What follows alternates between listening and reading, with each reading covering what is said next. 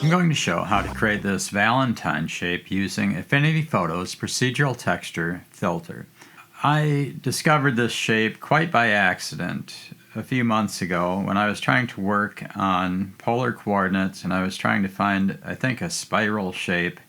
And I was new to working with polar coordinates and procedural textures, and I was trying just about anything I could think of, and suddenly this shape appeared, and so I thought, oh, I know what that is, and so I saved my procedural texture filter and ended up with this shape. To get started, I'll start with a new document. I'll make it 1024 by 1024 pixels and make sure it's in RGB mode. Create that. I'll just change this to black and fill it with black to create a new filled pixel layer. Then add a live procedural texture filter. I'll start with a single equation and assign it to all three channels. I'll add a single real input and call that scale and set that to 4. I'm going to start with a coordinate vector, so I'll start with var v equals vec2 rx comma ry times a divided by w. Next, I'm going to add a polar coordinate. I'll call it variable vp equals vec2 of arctangent of v.y over v.x. The atan function returns values between minus 90 and 90 degrees, unlike the atan2 function, which returns values between minus 180 degrees and 180 degrees. Now, normally, I would use the arctangent 2 function when I do polar coordinates, but at the time I didn't know how to do that, and so I just picked this one. And usually I divide this by some factor. I didn't do that either. And so I just had, next was length of v. And close that with the parentheses. And that gives me something that looks like this. Now, compared to the arctangent 2 function, this looks sort of different. I have sort of this checkerboard thing going on, and that sort of looks sort of weird. But there's a reason for that. Now, it turns out that I can't really tell any difference between quadrant 1 and quadrant 3.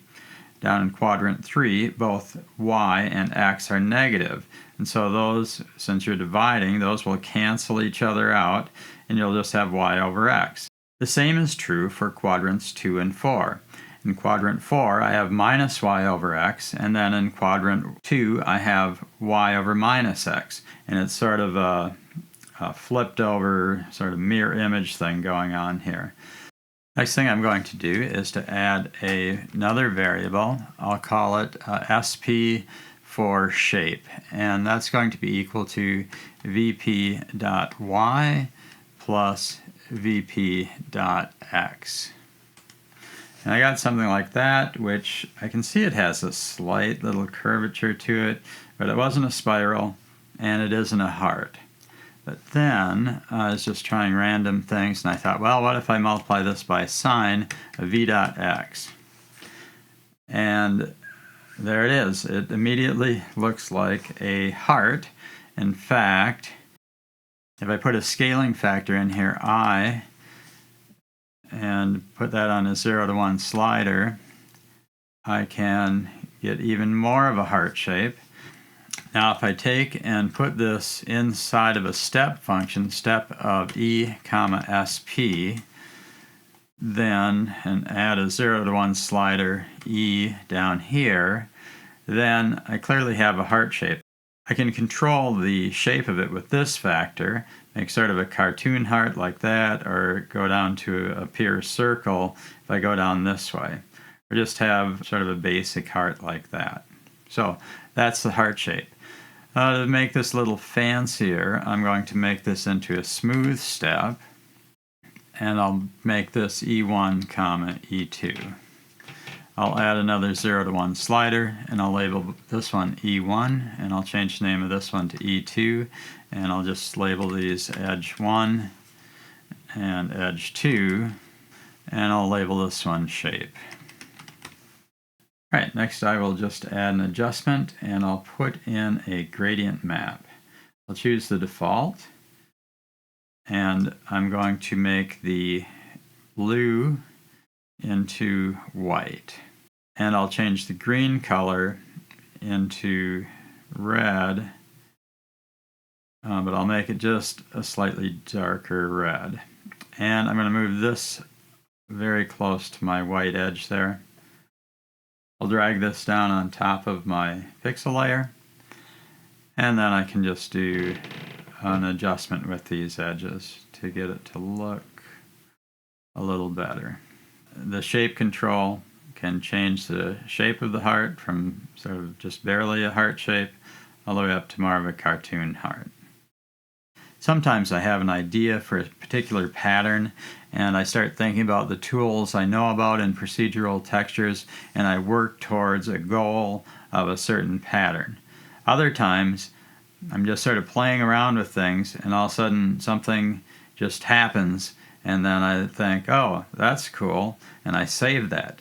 So that's a perfectly valid way to come up with a pattern, and I think playing with the procedural textures is a good way to learn about them and to learn new things.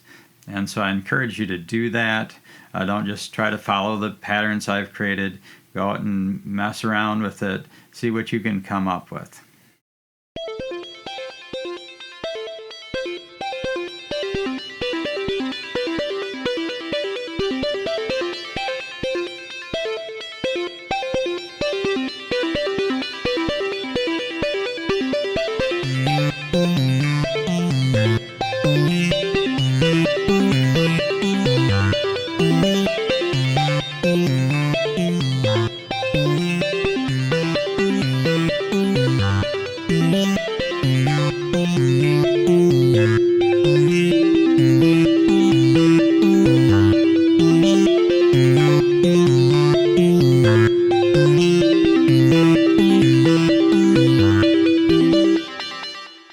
That's how to make a heart using Affinity Photo's procedural texture filter. So let me know if you have any comments or questions, and thanks for watching.